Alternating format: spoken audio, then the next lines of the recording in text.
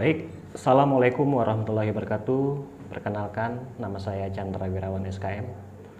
Jabatan saya adalah penyuluh kesehatan masyarakat ahli muda yang bertugas di Dinas Kesehatan Kabupaten Bangka Barat. Baik, untuk kali ini kita akan melakukan sosialisasi tentang pos UKK. Mungkin Bapak Ibu sekalian banyak yang belum tahu apa itu pos UKK. Pos UKK adalah pos upaya kesehatan kerja, di mana bentuk upaya kesehatan bersumber masyarakat atau UKBM yang memberikan pelayanan kesehatan dasar bagi masyarakat pekerja, terutama pekerja informal. Pos UKK itu dibentuk untuk meningkatkan kesehatan pekerja sehingga dapat meningkatkan produktivitas dan untuk menghindari berbagai penyakit akibat kerja.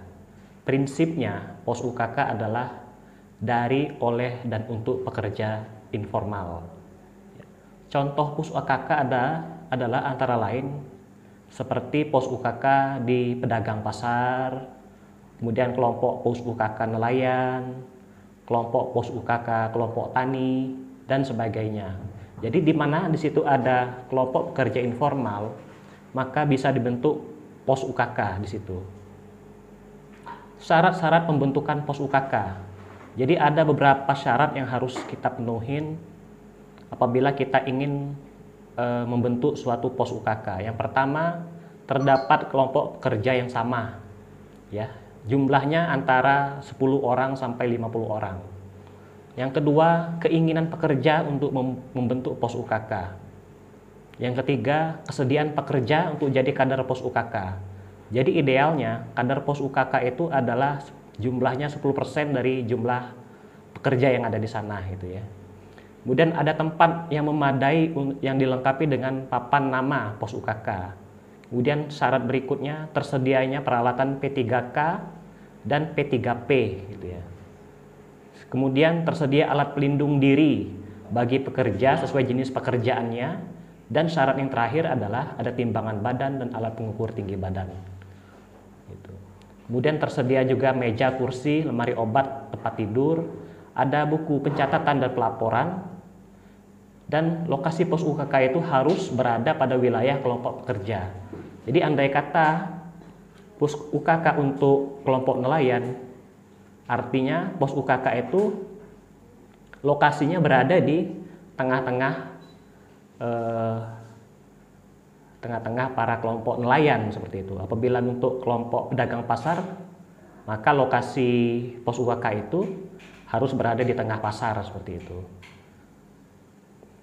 Baik, kemudian pelayanan kesehatan yang terdapat di pos UKK antara lain, yang pertama pelayanan promotif, di antaranya penyuluhan kesehatan kerja, konsultasi kesehatan kerja, dan penyuluhan PHBS, perilaku hidup bersih dan sehat. Kemudian ada pelayanan preventif, yaitu pengenalan resiko bahaya di tempat kerja, gitu ya. Dan penyediaan APD dan melihat kepatuhan penggunaan APD pada pekerja, itu adalah pelayanan preventif. Dan yang terakhir adalah pelayanan kuratif, artinya di pos UKK juga melakukan pengobatan sederhana. Kemudian ada pertolongan pertama pada kecelakaan atau P3K, dan pertolongan pertama pada penyakit atau P3P gitu. Bagaimana dengan sumber pembiayaan di pos UKK? Berasal dari manakah sumber dana dari pos UKK tersebut? Yang pertama dari iuran pekerja atau dana sehat pekerja. Ini adalah dana yang diwajibkan kepada seluruh pekerja. Yang kedua ada penggunaan jasa pos UKK. Jadi setiap ada pelayanan pos UKK ada ibaratnya imbalan sukarela gitu ya dari para pekerja gitu. Jadi ada semacam kotak sumbangan sukarela seperti itu. Kemudian yang ketiga dari donatur, baik itu dari perusahaan-perusahaan maupun dari perorangan juga bisa. Dan yang terakhir dari dana stimulan dari pemerintah, baik itu pemerintah desa maupun pemerintah kabupaten ataupun bantuan dari pemerintah pusat seperti itu. Kemudian operasional kegiatan pos UKK. Pos UKK itu bukanya itu harus disepakatin dahulu oleh seluruh pekerja. Kapan jadwal yang tepat untuk dibuka pos UKK? Apakah pada saat pekerja sedang beristirahat ataukah pada saat pekerja sedang hari libur, seperti itu. Kemudian ada pembagian tugas di antara kader pos UKK. Kemudian ada struktur organisasi pos UKK, ditentukan siapa ketuanya, siapa sekretaris, siapa bendahara, dan siapa anggotanya. Kemudian ada rencana kerja pos UKK. Pos UKK menyusun rencana kerja mingguan, bulanan, tahunan, seperti itu ya. Kemudian rencana kerja setiap bulan itu juga sebaiknya itu berbeda-berbeda gitu. Mungkin bulan ini ada penyuluhan dan pengobatan, bulan depan ada tema lainnya gitu, apakah olahraga, seperti itu. Kemudian ada pelayanan kesehatan di pos UKK, dan ada pencatatan dan pelaporan kegiatan di pos UKK.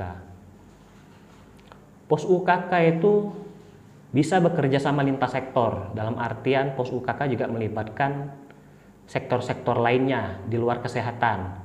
Misalnya, pos UKK bisa mengundang narasumber dari Dinas Tenaga Kerja, kemudian dari Disperindak juga bisa, terkait misalnya untuk pedagang pasar. Kemudian Dinas Peternakan dan Perkebunan, andai kata pos UKK tersebut untuk kelompok peternak, seperti itu. Kemudian dari Bapeda juga bisa diundang. Kemudian ada juga dari kecamatan, dari kelurahan, dan dari desa. Kemudian dari kelautan, Dinas Kelautan dan Perikanan. Ini ada erat kaitannya dengan pos UKK untuk kelompok nelayan. Dan dari Dinas Pertanian.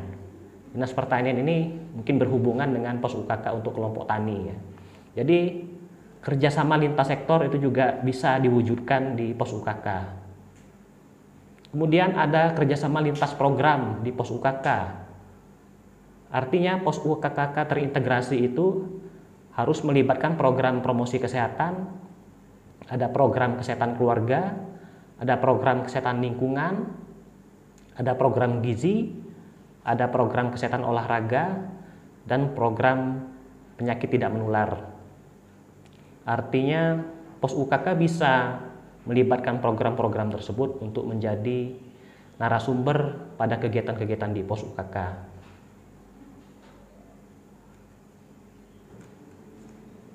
Dan penutup ya, dalam rangka mendukung tercapainya masyarakat pekerja yang sehat dan mandiri, perlu dikembangkan upaya kesehatan berbasis masyarakat, khususnya untuk penyelenggara pos UKK. Penyelenggara pos UKK dilakukan secara terintegrasi dengan program kesehatan lainnya, sehingga pekerja akan mendapatkan pelayanan kesehatan yang komprehensif, seperti itu. Jadi Bapak Ibu sekalian, itu saja mungkin penjelasan singkat tentang pos UKK. Semoga bermanfaat. Saya akhiri. Wassalamualaikum warahmatullahi wabarakatuh.